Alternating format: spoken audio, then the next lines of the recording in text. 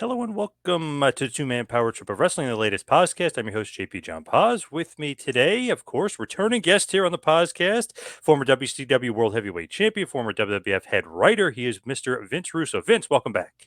What's going on, John? How you doing this morning? Doing good. What's going on in your world? What's happening? Not too much, man. Just keeping busy, bro. Doing my thing day to day. That's about it. You had some controversy, a little bit of controversy, I guess, lately.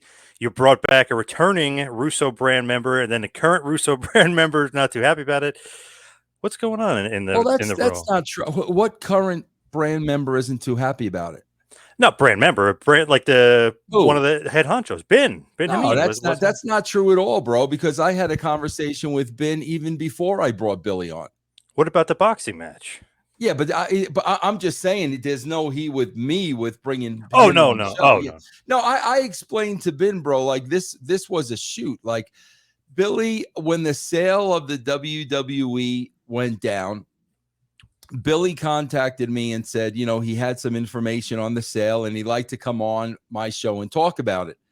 At the time, that stuff hadn't gone down with K100 and all that stuff. And I said, okay, bro, come on and we'll talk about it on the show. And we set a date. So after that date was always what was sent, then, I guess he had some issues with K100. I didn't even know, bro, that Ben had issues with Billy until he said it on my show. Like, I had no idea. So, I called Ben off the air and I just wanted to say, hey, bro, listen, number one, I had no idea you had heat with Billy. I said, number two, I booked him to appear on the show before any of this stuff went down. I don't like going back, on my word, So he was totally cool with that, bro. There was no issue. What a crazy business. But back to some topical stuff. I just wanted to ask you, what do you think about Wembley? AEW selling, 60, 70,000 tickets for Wembley Stadium. No, bro, that doesn't surprise me. I was never one that said they were not going to sell tickets. I mean, I would have thought a minimum of 50,000. Bro, it has been proven, big events like that, people come from all over the world. I mean, that has been proven. There's a track record for that, especially, bro, in Wembley when the big cities are so close to each other. So there was no question in my mind that they were going to sell tickets to that. Bro, my question, John, that I don't understand as a consumer, okay? Bro, I don't know how so many people are buying tickets for something that they don't even know what they're going to see. That's the part that blows me away, bro. I know me as a consumer, bro, I'm a big rock guy. Say somebody said, okay, Vince, there's going to be a concert at the Bald Arena here in Denver, and there's going to be there could be up to 15 bands there. And I would say, okay, who are the 15 bands? Oh, we don't know yet, bro. That's not going to be announced till the day of the show. Like, I'm not buying a ticket to that concert. And bro, these tickets aren't cheap. And bro, what they're doing, what the fans are actually doing that they don't understand is they are cheating themselves out of what could be the best show. Because, bro, let me put it to you this way. Say Tony Khan is negotiating with CM Punk to have him on the show. Say maybe CM Punk is holding Tony Khan up for X amount of dollars.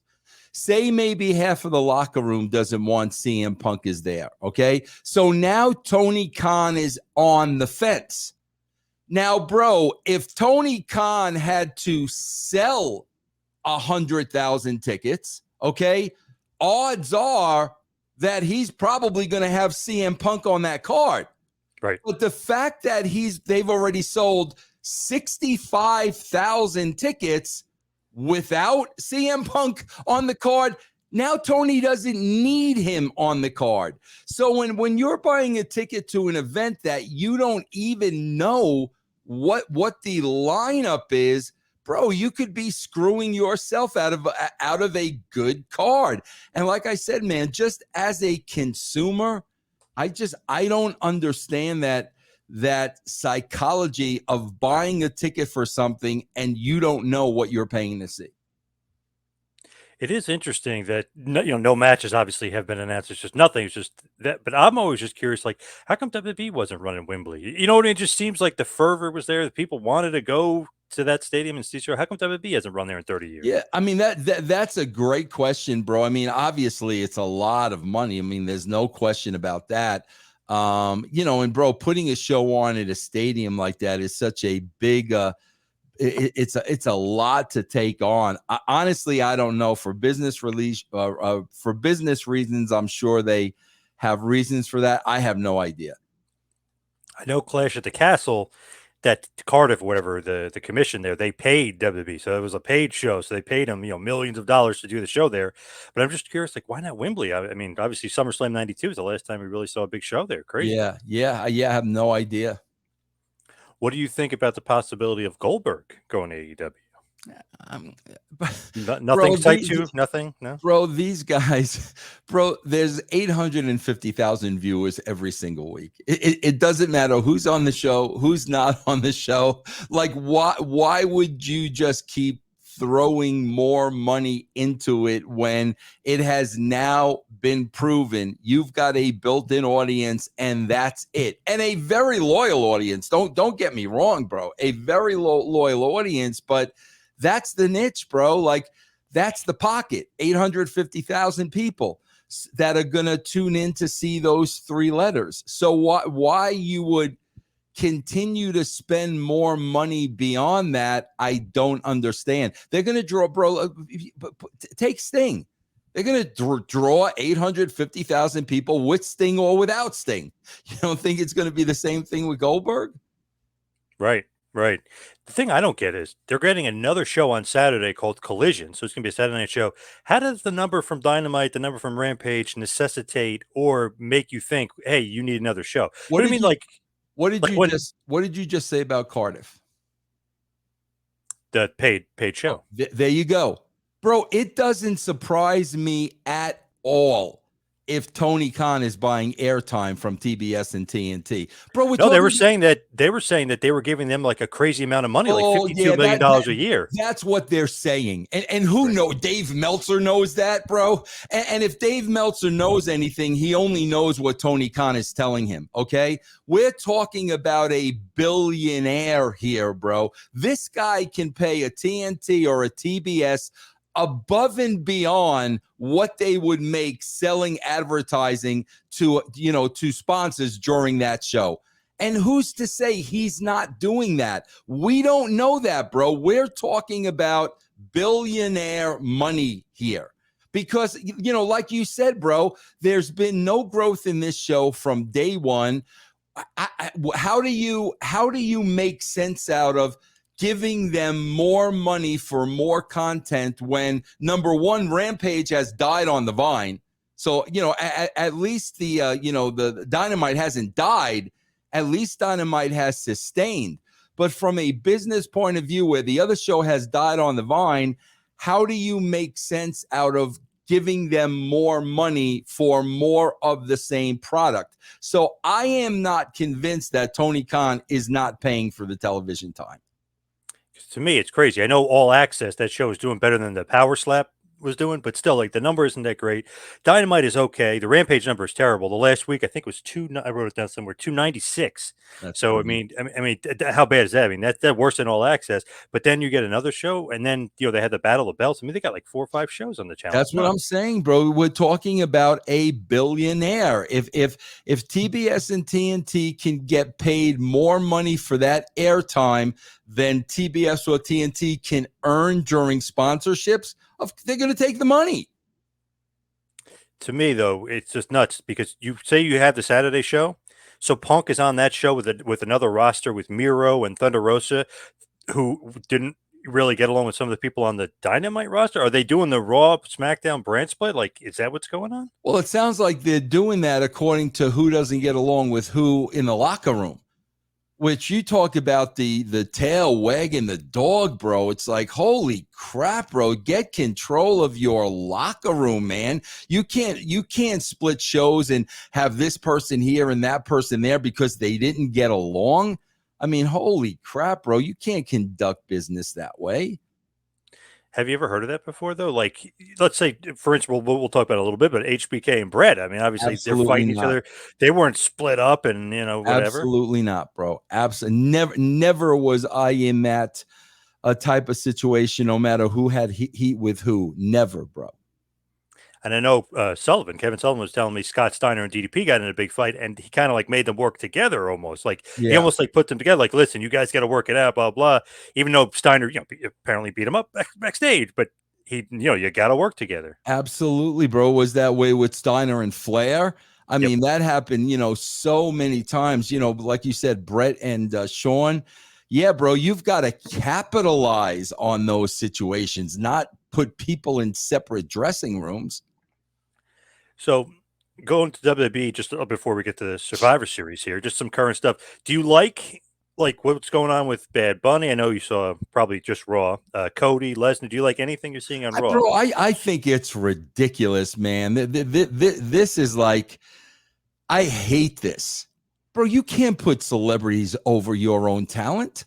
To me, bro, Damian Priest looks like a star. Yeah, he's And huge. he's really getting more and more comfortable in the role, bro. This is a big guy, a tall guy, a good-looking guy. He's dressing the part. You got a rapper coming in and beating him, and then after the rapper beats him, the rapper goes away, and Damian Priest is still on the rock. What the frig is that? I mean, bro, back in the day, especially with WCW, bro, you were bringing in athletes to work these matches. You were bringing in Karl Malone, and you were bringing Dennis Rodman. You were bringing in blue chip athletes. Kevin Green. Yeah, right, bro. That could probably give the wrestlers a good fight. And even then, the spotlight wasn't on the athletes. At the end of the day, the spotlight was on the talent. You bring a freaking rapper in half the size of Damian Priest to beat him?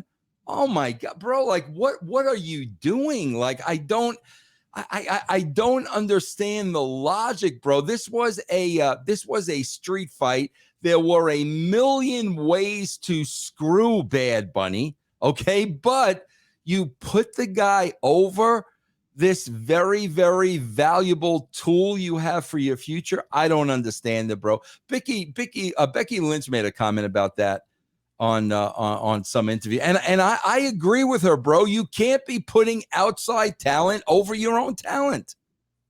What did she say about celebrities? She'd rather have the wrestlers go over it or something? Yes, exactly. Right.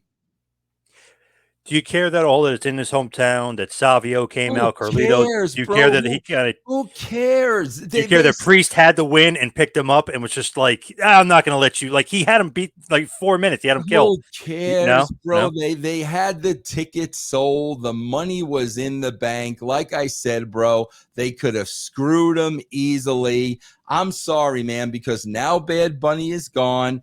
And now Damian Priest is still there. I would have never in a million years done that. Did you see the show? Or probably not, right? Come on, bro. Stop. No. Okay. That's not no, because the crowd was attitude era. I they were know awesome. they were great. Yeah, absolutely. Awesome, but like I said, bro, that does not change my mind one iota. The tickets were already sold before the show began. They got the money, bro. But what about Priest being protected? I mean, 3 or 4 guys cheated for him in order for him to win. He's not protected, bro. He lost. He lost to a rapper at the end of the day. You know, it's like in baseball, bro. You're a big baseball guy, okay? Yeah.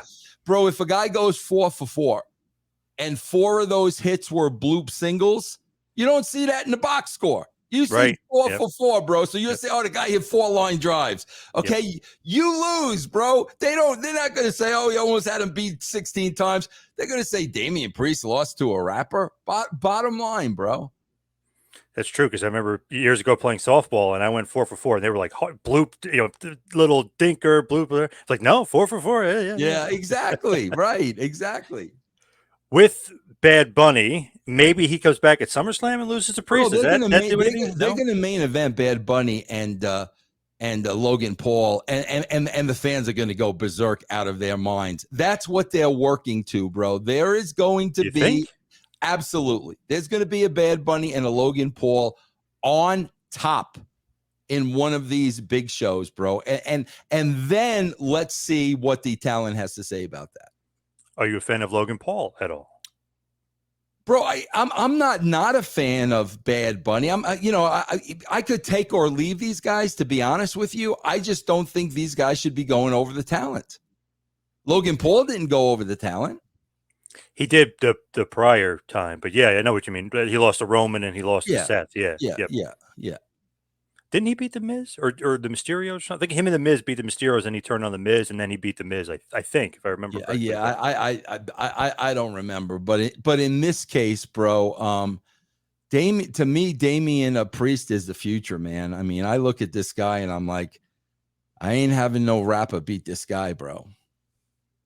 Maybe a rematch. Priest gets his win back. Maybe, maybe Logan Paul and Bad Bunny and the Marks are gonna go out of their minds.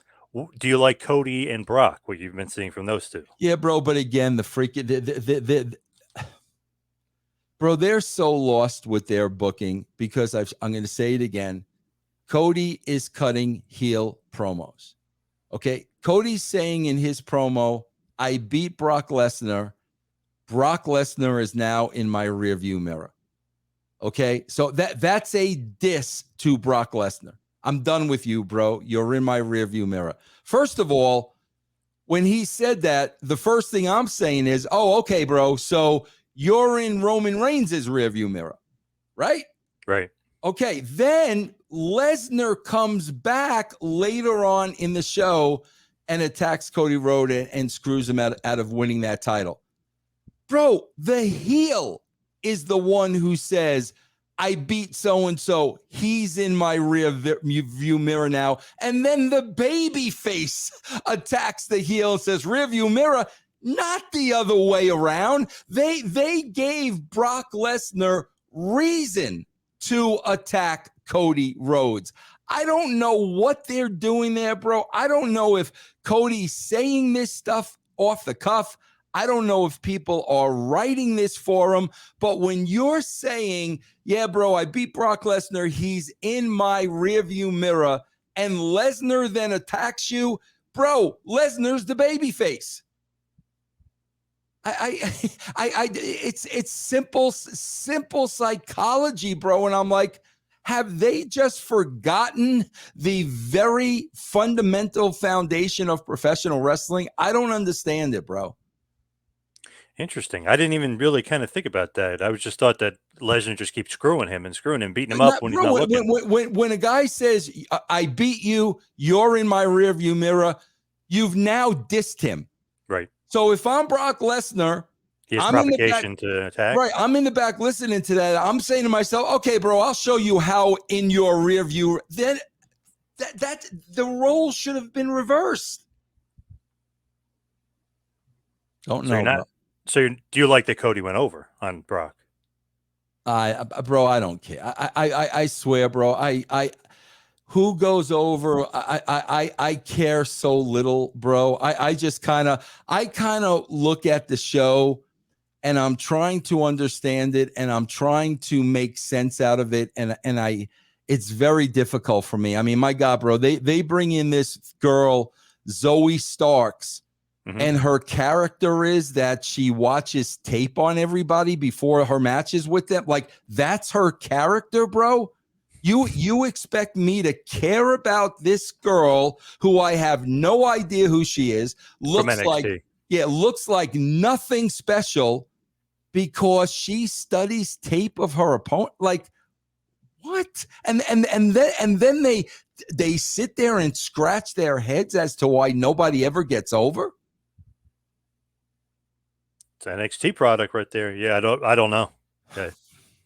I'm just being honest, bro. I do this with every television show I watch, not just Raw. People don't understand. They think I'm being a hater. No, bro, I'm not being a hater. I'm very uh, I'm very cautious of how I spend my time, and that includes television viewing. And I want to watch good television product. And bro, I start watching series, John, where they lose me like after 2-3 episodes. I just turn it off because you lost me, bro. This didn't make sense. That didn't make sense. You're dragging, for whatever reason, you lose. Bro, the Walking Dead lost me. Yeah. It's like, okay, bro, after the cannibalism, like I got it, bro. I don't need to see this for 5 years. So like some of the most critically acclaimed shows lose me. So when I'm looking at this show, bro, I'm just looking at it as a television show. I mean, that's it. That's how I'm looking at it. What are good shows right now? I know Your Honor, you're loving. I love the show on Pete Davidson has a show on Peacock, which is like loosely based on his real life. Like he's Pete Davidson in the show. Right. And it's loosely based on his life, but there's a lot of stuff that's really, really, really true. Joe Pesci makes a comeback in this show as his grandfather, and Edie Falco plays the role of his mom.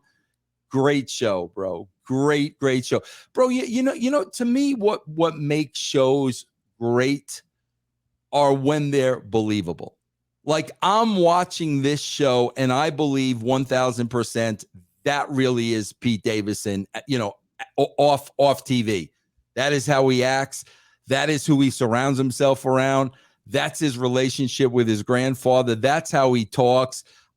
I want reality. I mean, that's what sucks me in to believe a show is real.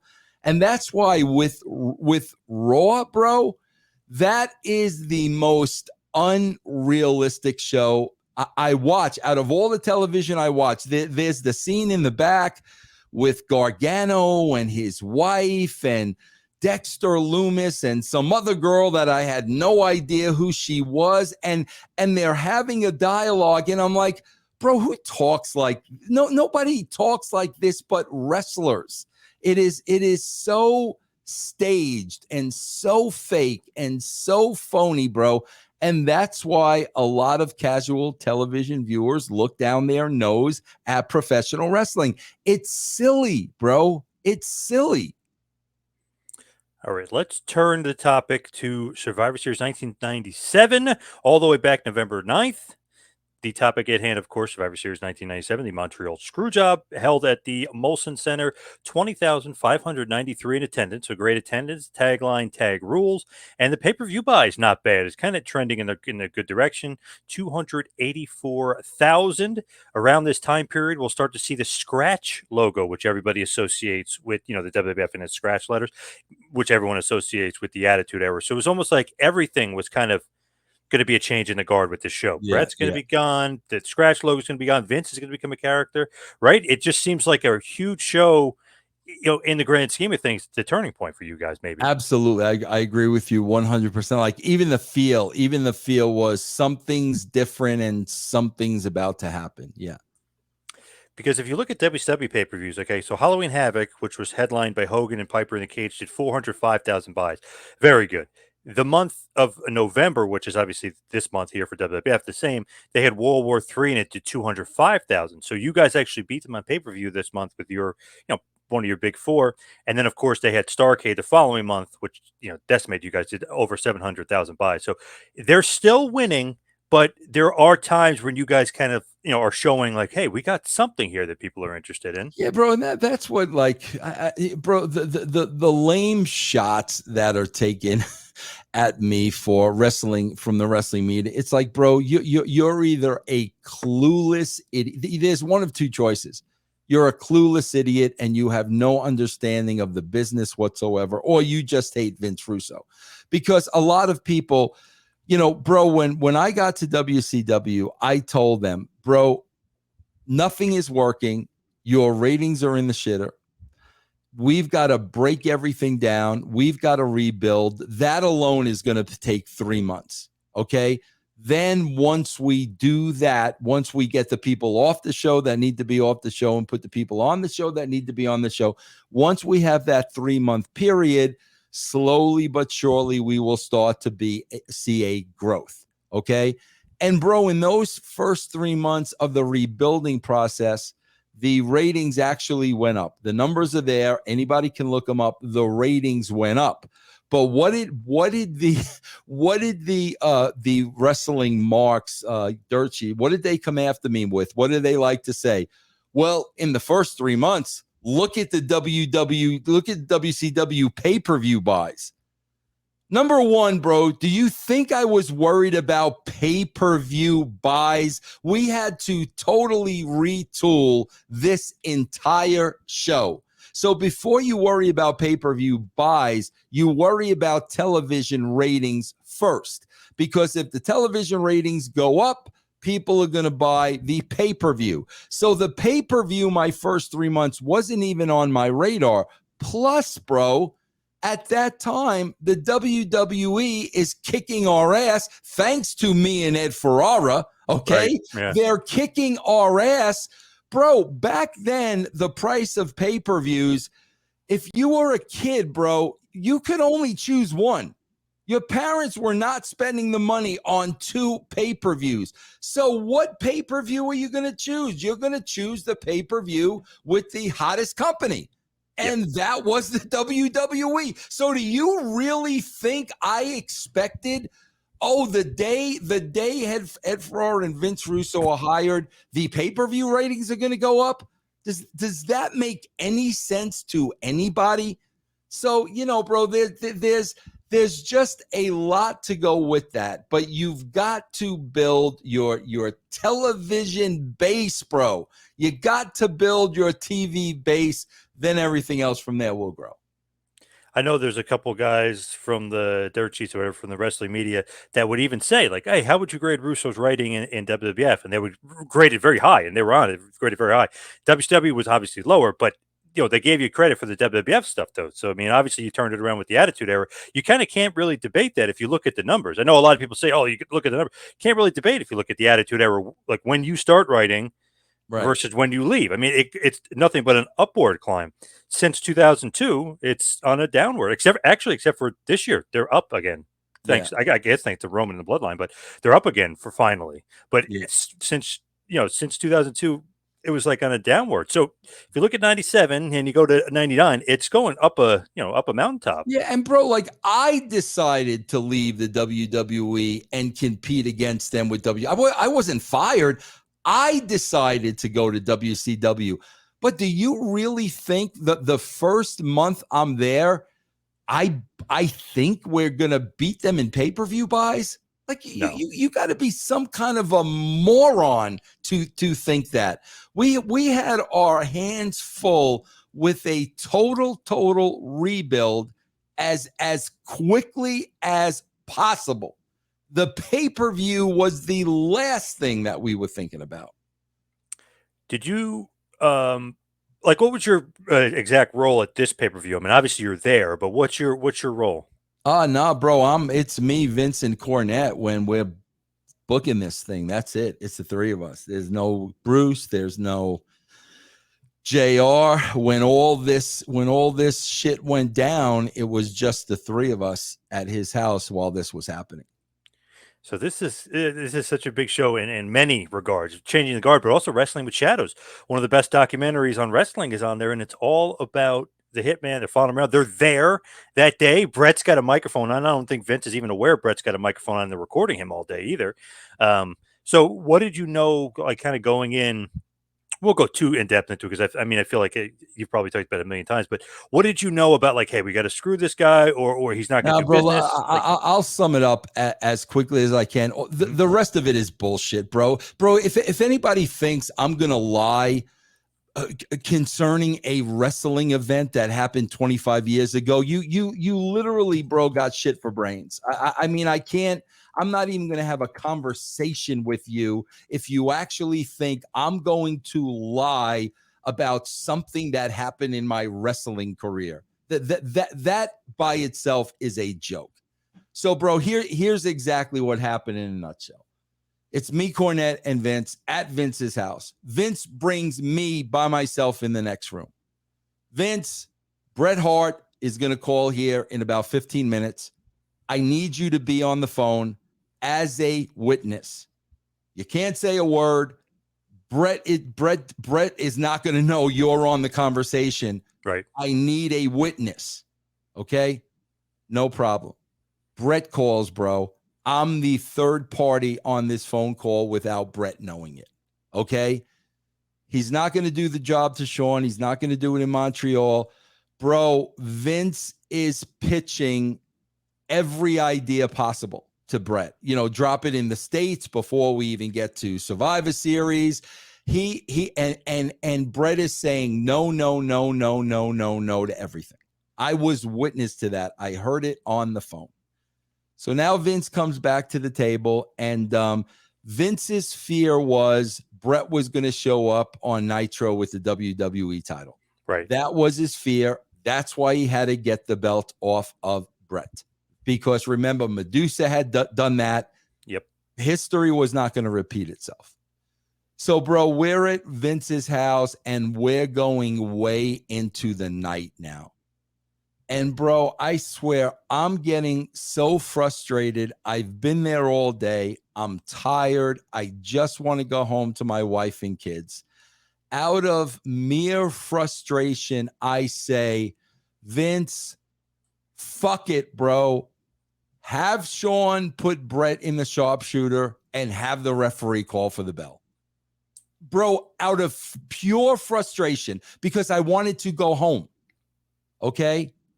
So, you know, I could see Vince's face, and, you know, he was digesting that. Bro, this was probably on a, I'd say maybe a Wednesday. Okay? So that was the last thing I said. So, bro, I used to have constant contact with Vince numerous times on a daily basis. Bro, I swear to God, from Wednesday till when we left for the Survivor Series, I did not have one conversation with Vince. Wow. So I want to make this perfectly clear. Whatever meetings went on during that time that I was not privy to, I don't know. I don't know who else threw their 2 cents in, who else suggested what. I don't know. I'm only giving you my point of view of what happened. So from the time we left Vince's house till the time I arrived at the building, I had no idea what the finish was, bro. No idea. Vince did not tell me. There were a lot of secret meetings that day I was not a part of. Okay? Don't know, bro. So I'm sitting there watching the main event, not having a clue to what the finish is. And I'm literally sitting next to Taker. And I'm watching, and Shawn puts Bret in the sharpshooter, and Hebner calls for the bell. And I'm like, holy shit. Like, wow, you know? And Taker got up off his chair, threw it across the across the room, stormed towards probably Vince, wherever he was going. Okay, and obviously the rest is history. So like I said, bro, to make things perfectly clear, what happened when we left Vince's house to me watching the finish, I don't know what took place during that time. Because I guess, and I know Cornette had brought it up on Dark Side, but he brought it up as well. I guess Vince is like, all right, how do we screw this guy? And he brings up the point of, hey, in like 1932, Ed Strangler Lewis, they had to do similar. I will tell you this. Cornette never said that at Vince's house. Never. Okay. If he said that after the fact, I don't know. That day at Vince's house, Cornette never brought that up, never said that. But like I said, John, I don't know about the discussions after that day. When you look at that and that happens with Taker, I mean, the locker room leader is, throwing like, what the hell happened? Are you thinking like we're screwed, or are you thinking we're headed in a different direction? Bro, I got to tell you, the worst thing that happened is Mick Foley, who I love dearly, and we've always been very, very close, came up to me and said, Vince, you should be ashamed of yourself.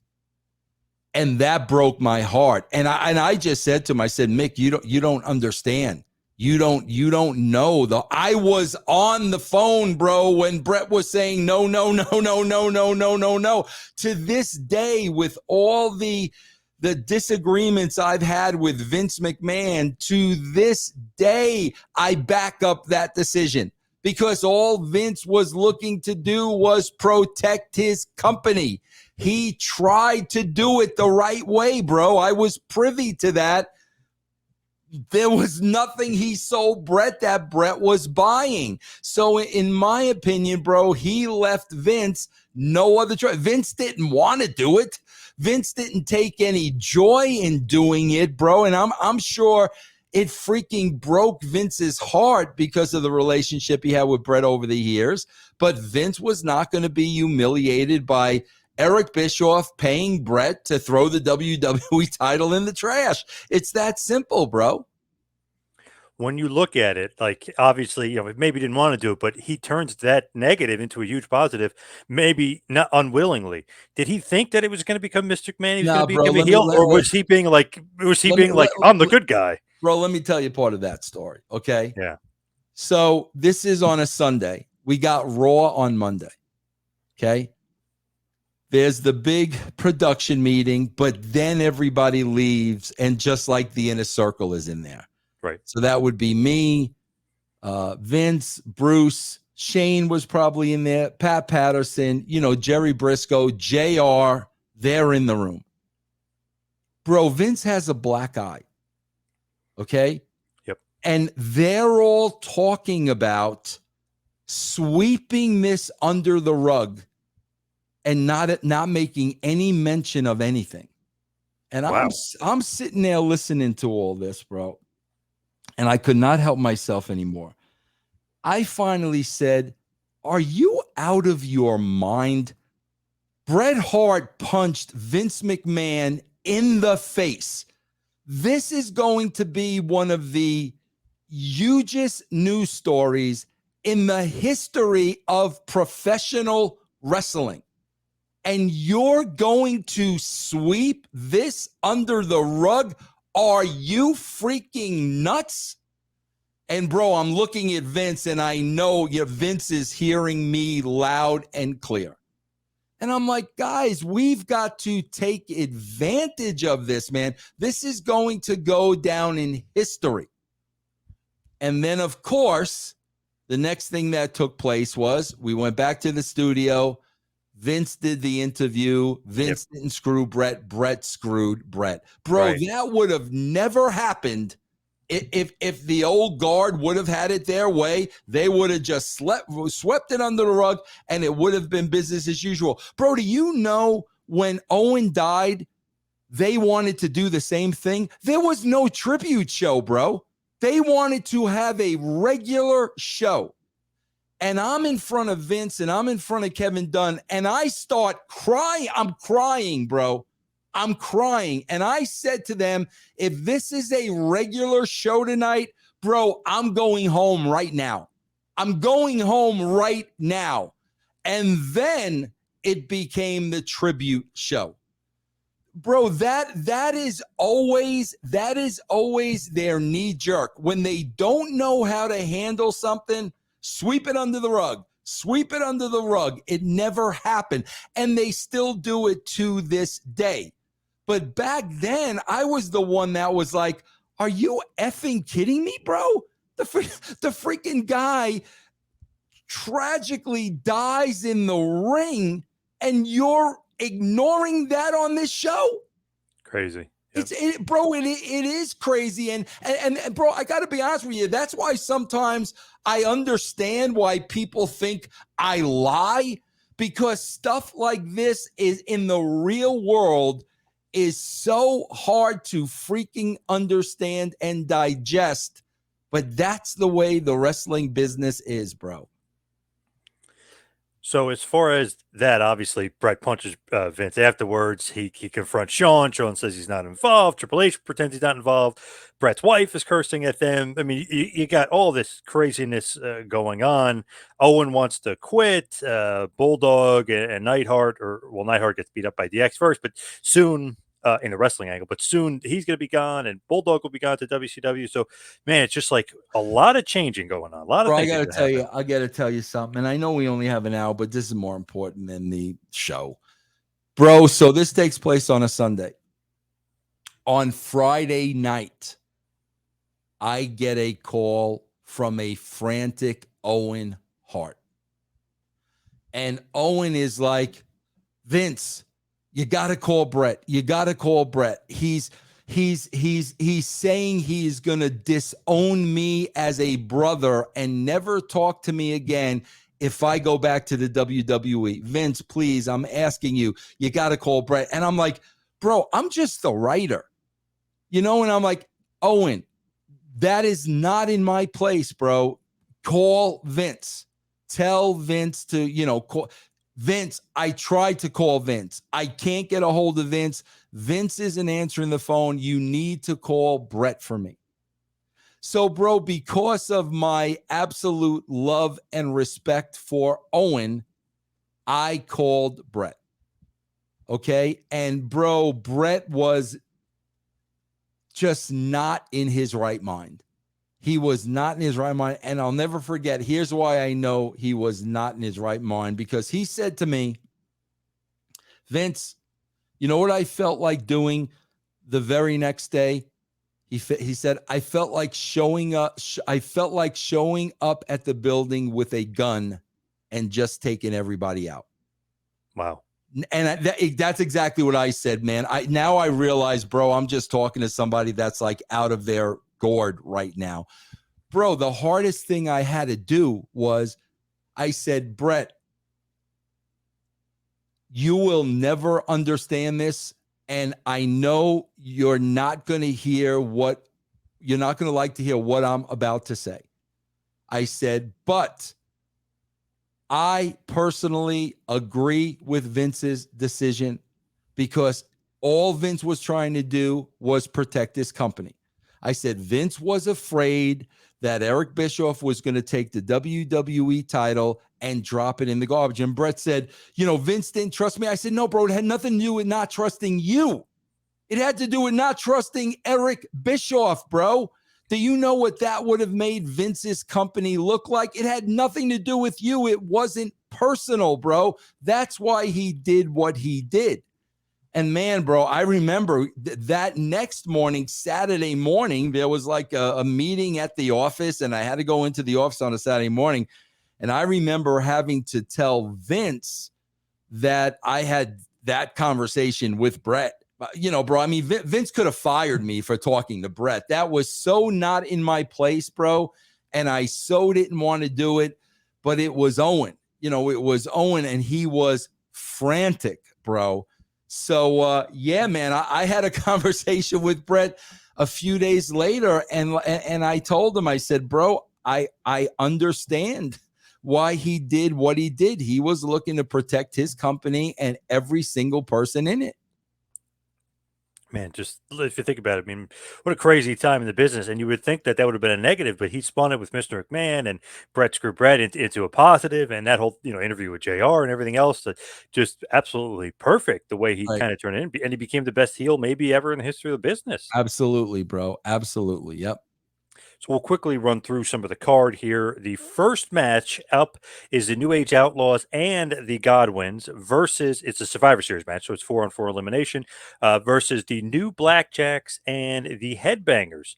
So the Outlaws and the Godwins win in 15 minutes and 25 seconds. The sole survivors are Road Dogg and Billy Gunn. I mean, probably as it should be, right? I mean, they're getting the big push. They need to win that match. Yeah, and those guys too were, Road Dogg and the Godwins. Like they were good friends, bro. They were really, really, really tight. And like I said, man, back then, wrestlers were just believable, man. They just, they looked the part. Like Henry Godwin and Phineas. I mean, bro, those guys could hurt. They're huge. I mean, 6'6". Yeah, they're huge. Could, especially Mark Canterbury, bro, because Dennis Knight was like a marshmallow, bro. He was like such a nice guy. Yep. But you could tell, man, Dennis Knight, man, you could tell if you looked at him the wrong way, bro. Oh, like Mark Canterbury, yeah. Yeah, these guys were the real deal, bro. The next matchup, the Truth Commission, the Jackal, the Interrogator, Sniper, and Recon defeated the DOA, Disciples of Apocalypse, Crush, Chains, 8 Ball, and Skull. 4-on-4 elimination match went about just around 10 minutes. The sole survivor is Kurgan, the Interrogator. Did you like the Truth Commission? Seemed a little Bro, passe. this was never going to get over, ever, because nobody even bro. I don't know what it is with the WWE. They just can't get big guys over. Every time I see Almost, all I think of is Kurgan. It's the same exact thing. That's so funny because remember when they got Big Show years later, Yeah, and Vince was like, "Oh, he's going to be bigger than Andre, all this other stuff." He was better in WCW. Who's booked way absolutely. better with Hogan in WCW. Yeah, Absolutely. And bro, there's yeah, a history, the Great Khali. I mean, there is yep. a history. And bro, the WWE did not get Andre over. Andre was over. Yeah, he was already over. Yeah, Yeah, yeah, forget about it. They can't get Giants over, bro. For yeah. whatever reason, they can't get Giants over. But bro, the main thing was, bro, Don Callis had so much heat in that locker room that, like, when somebody's got a lot of heat, like, this is going nowhere because nobody's going to get behind it. And bro, I remember one of the things he had heat over was he didn't dress, and this was weird, bro. He didn't dress in the locker room with the boys. He would change in his car. And the boys did not like that, bro. And like I'm telling you, something like that got this guy tremendous heat. And he knew he had heat. I mean, Don Callis knew he had heat. And bro, like I said, man, when I'm writing and I know somebody's got heat like this, it doesn't matter what I do, bro. It's gonna fall by the wayside. So obviously, the Truth Commission was not long for the WWF. They'll be, they'll kind of be disbanded and gone. Since obviously Kurgan goes to the oddities a little bit later, but as far as that group, they're not going to last longer. But then next up, Team Canada, a different type of Team Canada. British Bulldog, Jim the Anvil Neidhart, Doug Furnace, and Philip Afan defeated Team USA, Vader, Goldust, Mark Merrow, and Steve Blackman. They had Sable with them. Match goes about 17 minutes in this 4-on-4 Survivor Series elimination match. The sole survivor, the British Bulldog, cheating and beating Vader to win the match for the team. But what do you think here? Just anything of note with any of these guys? Just I seemed like just wonder, Bulldog bro. was the only guy that that was going to get a push. I just wonder, bro, if the Canadians went over because of the screw job at the end. Like, And they're in Canada, maybe. Yeah, bro. If that was a straight up match at the end and Bret was not screwed, I bet you they would have put the U.S. over, in Canada. But the fact that they knew they were screwing Bret, I bet you that had a little to do with the decision of putting them over in that match. Interesting. Yeah. That match wasn't bad. It was pretty good. Yeah. The next matchup, Kane with Paul Bearer defeats Mankind in about 9 minutes 30 seconds. This is a pretty good match here. Yeah. Basically, defeating him, of course, with the Tombstone Pile Driver. This is just basically, hey, he's not fighting Undertaker yet, but he wants to fight him. He's going to beat a credible opponent in Mankind, and we're just going to keep building him, right? Yeah, it's kind of, bro, it goes back to the Cody thing. Okay, Cody comes in. Cody beats everybody, okay? Then he loses to Roman Reigns. Yep. Then he beats Brock Lesnar. Yep. And then he gets eliminated from the tournament. Bro, when Kane came in, until he got to Taker, nobody was touching him. Nobody was touching. That's what I'm talking about, bro. So many basic things have changed that I just don't understand, bro. And yeah, bro, there is not going to be one blemish on Kane until he gets to Taker. Did you take main responsibility for this gimmick now? I know Bruce kind of created it, but at this point, this is your baby, right? Not the gimmick, the storyline. The storyline, man. Yeah. Absolutely. Not the gimmick at all, bro. Bruce laid out the gimmick to us, but we had to kind of take it from there. But the storylines, yes. The character, absolutely not. Kane Undertaker. It's funny in like the crazy world of the Attitude Era kind of does like this mythological stuff that you kind of it's like I don't know about this stuff, but it worked for that era. I don't know why. Like the reality and then that not it worked for some reason for I that. think this is why it worked, bro, because Taker was cool. He wasn't hokey, bro. Like he wasn't, he was cool. I just got off an episode, bro, and it was such a great episode, man. Sable and Luna want to kill each other in the ring. There's a huge pull apart, right? So they finally clear the ring, and Mark Merrow is in there with Sable, and Sable hurts her knee. And Mark's trying to get her up. He can't get her up. All of a sudden, bro, the lights go out and it's Kane's music. Okay. And bro, what does Merrow do? He freaking powders. Okay. So now here comes Kane, and Sable can't get up. She can't get up. And Paul Bear is in her face, goading her. Oh, look at poor Sable. Like, bro, all of a sudden, lights out and a gong. The place comes unglued. Okay. So then, bro, Taker is on top of the Titantron with the mic gimmick that's got the arm to the mic. He's not holding a mic. It's the Madonna gimmick, right? Yes. Yep. He cuts such a promo, but it's real, bro. It's not hokey. I'm a dead man. You're a monster. It's real. It's brother to brother real. That's the difference, bro. He was cool. He talked, he said the right things. It wasn't campy, bro. And that's why that whole angle was over.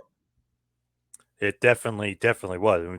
I mean, obviously you had Austin McMahon, but then you had eventually Undertaker and Kane was great as well. So the fifth matchup, Ken Shamrock, Ahmed Johnson, and the Legion of Doom, Hawk and Animal defeated the Nation of Domination, Farouk, The Rock, Khan Mustafa, and D'Lo Brown. 4-on-4 elimination match goes about 20 minutes. The sole survivor, Ken Shamrock. He made Rock tap out to the ankle lock. So continuing Rock versus Shamrock, but also giving him a bit of a push because the next month he'll be getting a title shot against Shawn Michaels for the WWF World Title. So and he was and I've talked about it on this show before, bro. You talk about being real. Ken Shamrock was so freaking believable, bro. The sixth matchup, Stone Cold Steve Austin making his return from the neck injury, defeats Owen Hart, who had Bulldog, Neidhart, Doug Furnas, and LaFon with him. But he defeats him all that, despite that, in about 4 minutes. Just kind of a quick match, almost like getting his bearings, getting him back, making sure his neck's okay. 4 minutes, Austin wins with the stunner, and he becomes the Intercontinental Champion again. So it's just interesting that he wins the Intercontinental title, but just purely revenge. You got to keep him on the upward trajectory. Yeah, and you also got to keep it short too, bro, because it was. I bet you he was very weary getting back in there again. Like I said, bro, that injury mentally real. I think the injury mentally more than physically affected Steve. So like when you say 4 minutes, like I totally get it, man. They wanted to make sure he was safe. They wanted to make sure he can get through the match, wanted to build his confidence back up, bro. So that makes all the sense to me in the world. And eventually he won't even lose the IC title. He just kind of like gives it up, which is Yeah. kind of telling. Obviously, like, okay, this guy's too big for the IC title. This guy should be world champ. And, he'll win the Royal Rumble that year, as he did the year before, too. But, I mean, he'll just keep ascending higher and higher up the card. Yeah. Then you guys do a little video package for the Attitude Era showing the scratch logo. So it's kind of almost like a preeminent, we're changing the guard here. Then we cut to the main event. Shawn Michaels defeats Bret Hart. I know some people say it's about 12 minutes, but if you count the brawl that was happening before, because I don't know if the bell rang or not, but if you count all the brawling, because they were fighting in the crowd, I mean, they're fighting all over the place before the match starts, it goes about 20 minutes. Of course, Shawn Michaels defeats Bret Hart, quote unquote, via submission to win the WWF World Heavyweight Championship, like we talked about before. He's in the sharpshooter. Earl calls for the bell. Did Bret just really think Earl wasn't going to call for the bell? Like, why would he do that spot? He trusted Earl 1000%. That's hard, bro. Like, my God, bro. It's, I mean, and bro, I can't tell you how many times I heard the office should never screw over the boys. I can't. But again, bro, I was on the phone conversation When I'm telling you, Vince pitched Bret 10 things. I'm telling you, bro, that I love Bret. To this day, bro, I put Bret over to the moon. He gave him no choice, bro. He absolutely gave him no choice. So, and that sucks for Bret, bro, because he trusted Shawn, he trusted Vince, he trusted Hebner. Yep. But, bro, you got to understand, he put himself in that spot. Like nobody else. He put himself in that spot. He put Vince in a decision, in a position where Vince felt he had no other choice, man. Vince did not want to do that. So many people have a varying opinion, work or shoot. Bro, I don't know how people say work, right? I mean, bro, it's definitely a shoot, please. right? What idiots, bro. What absolute morons, bro. Bro, the people who say it was a work, they want to believe it was a work. So if you guys want to believe it was a work, believe it was a work. I say this to this day, bro. I wish it never happened. I hated that happened. I really did, bro. I hated being in the middle of it. I hated being a part of it. I hated everything about it. I wish it was a work. I 1000% wish it was a work. And if it was a work, bro, why wouldn't I say it 30 years later? I wish it was a work. I don't know where that kind of comes from. I guess because like he wouldn't have put himself in the sharpshooter, but he just trusted everybody else He and did. thought, yeah. Bro, absolutely, especially Earl, bro. Because obviously it's in the documentary too. I mean, he talks to Earl, and Earl says, "I would never do that. I swear on my family, and this and that." And then obviously Earl talks to Vince, and Vince's like, "Yeah, you're doing it, pal." You know. That's right. That's it, man. Yep. And then of course Vince being at ringside, and so many people have copied this. They even copied this. You guys for Survivor Series '98, you guys kind of did the same thing. Anytime Vince is at ringside, you know something is Right. nefarious is going to go down. Yeah. Vince, of course, gets spit on infamously by Bret. Bret does the WCW. Bret breaks all the equipment. Any of that? Were you like, oh my god, this is getting out But of see, bro, control? that's where people don't understand the business and don't have a clue. And those that said it was a work, bro, Vince going out there was Vince telling Bret, I'm responsible for this. Right. Not Earl, not Shawn. That's a man thing, bro. That's a real manly thing to do. That's why Vince went out there, bro. If it's a work, that's not happening. Vince went out there because he didn't know what Bret was going to do, and he's not going to let Bret take it out on Shawn or Earl or anybody else. That's why he was like, bro, I'm responsible for this. That's why he went out there, bro. All right, let's wrap things up here. I know there was a lot of discussion, a lot of talk about it. A lot could be talked about, and has been said about this Montreal Screwjob. But you can follow me on Twitter and Instagram at 2Man Power Trip. Check out the website, tmptempire.com. Vince, what do you got? Russo'sBrand.com, everybody. Check it out. A bunch of podcasts with many, many, many different friends from the wrestling business that you know. Check it out, Russo'sBrand.com. All right. Thank you, Vince. Thank you, everybody out there. We'll see you right back here next time for the next podcast. Have a good one, everybody.